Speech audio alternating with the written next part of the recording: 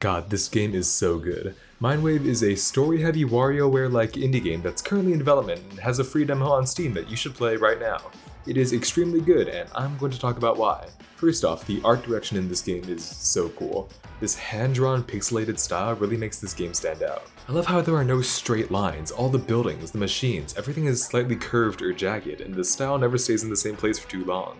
Maybe 2 minutes into the demo, you'll be thrown into the tutorial, and it's all in this black and white style, but all of the microgames you play shake up the art a little bit more. This one looks like a blown up blurry image, this one is like a Microsoft Paint program. This one is a 3D environment with a pixelated black and white shader thrown on it. The different styles fit with the theme of the game too. You're competing in a tournament where you go into other people's minds. All of the different styles are meant to represent the weird, scrambled, sometimes random ideas that go on in your head. It's a genius idea. Being thrown rapid fire into each game also teaches you about your character in these really cool, interesting, abstract ways. Every single time I'm thrown into a new microgame, not only do I need to figure out how to play, but I also need to understand what does this represent for my character, how does it connect to them in some way. It's such a cool way of showing instead of telling you about a character. I fully expect this game to have a huge modding scene, helped by the fact that the devs intend to add Steam Workshop support. I think the reason why a game like Undertale has so many fan games is because the bullet hell combat in that game allowed for so much creativity. I feel the same way about this game. I can't wait to see how other players will expand on the ideas that were already brought up here. After the tutorial, you can talk to some of the people who you'll be competing against, and the character designs in this game are amazing. There's already so much fan art of all of these characters, and it is completely well earned, and I'm sure we'll get a lot more once we learn more about them.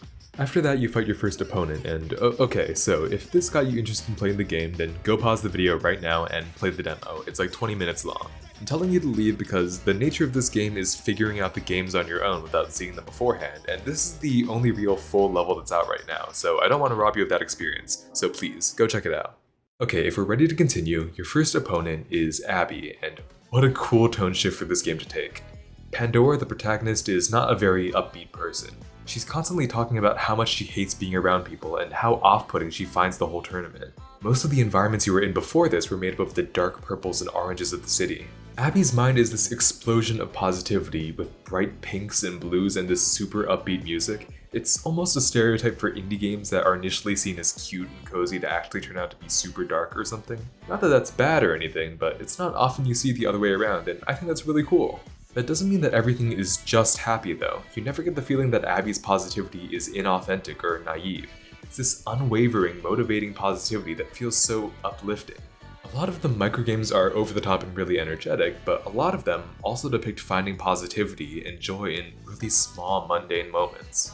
Popping bubble wrap or playing video games late at night with a friend, or looking outside of a car window and imagining someone skating across telephone poles. Without a single line of dialogue, you learn a lot about Abby, her mindset, and her past. A lot of the games depict one of her friends, this person with red hair, and you learn how important they were to her in a way that's never outright told to you, but you understand just by playing.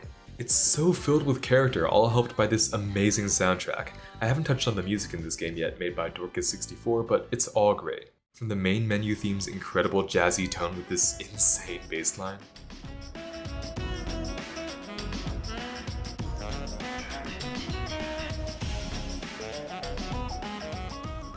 to the results screen you get in endless mode,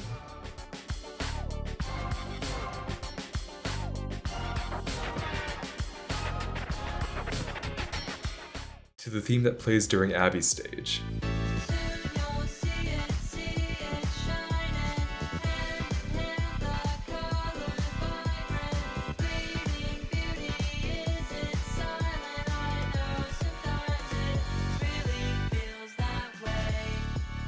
It's all perfect. I can't wait for this game to release. It's an incredibly cool idea executed to perfection, and I can't wait to see what's next. If I finish editing this video in time, the Kickstarter should still be going on for a few days. Go try out the demo and give the game your support. I am not good with outros.